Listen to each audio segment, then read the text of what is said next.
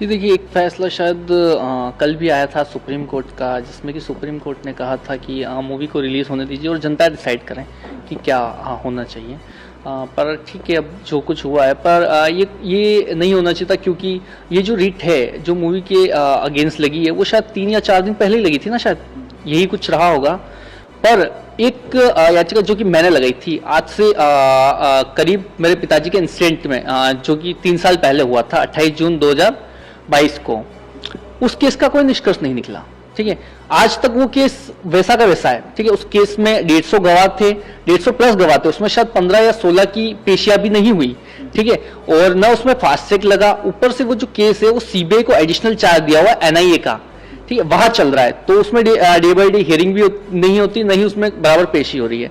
ठीक है, और वही 3 साल से किसी केस में अपराधियों को सजा नहीं मिली, वीडियो सबूत वगैरह सब कुछ होने के बावजूद, और जब एक हकीकत एक मूवी के जरिए देश को दिखाना चाहता है कोई, ठीक है, कि उस समय क्या हुआ था 28 जून 2022 को, तो उसके लिए पूरा एक संगठन खड़ा हो जाता है, जमीयत उलमा हिंद, ये मौलाना मदनी जी आ जाते हैं कि नहीं, मूवी पर रोक लगनी चाहिए, मूवी पर रोक लगनी चाहिए। और सिर्फ 3 दिन के अंदर हमें पता चल रहा है कि मूवी पर रोक भी लग गई। मतलब कितना हमारा जो कानून है वो कितना तेज है ना, एकदम फास्ट।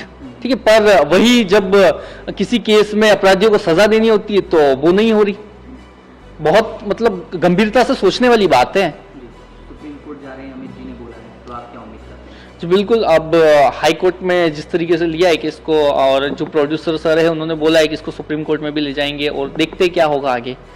पर कहीं ना कहीं जिस तरीके की ये जो चीज़ें हो रही है ना, ये नहीं होनी चाहिए थी हमारे देश में, क्योंकि एक तो किसी तरह मेरे पिताजी को उस समय मार दिया गया। ठीक है, उसके बाद उन्हें अभी तक न्याय नहीं मिला। ठीक है, उसके बाद जब एक मूवी आ रही है पूरे देश को दिखाने के लिए कि किस तरीके से, किस सोच के जरिए आतंकवादी विचारधारा के तहत पाकिस्तानियों के जुड़ाव के साथ मेरे पिताजी को मार दिया गया था, और मूवी में भी वही सब कुछ दिखाया गया है। ठीक है, कि किस तरीके से आतंकवादियों ने साजिश करके मेरे पिताजी को मारा।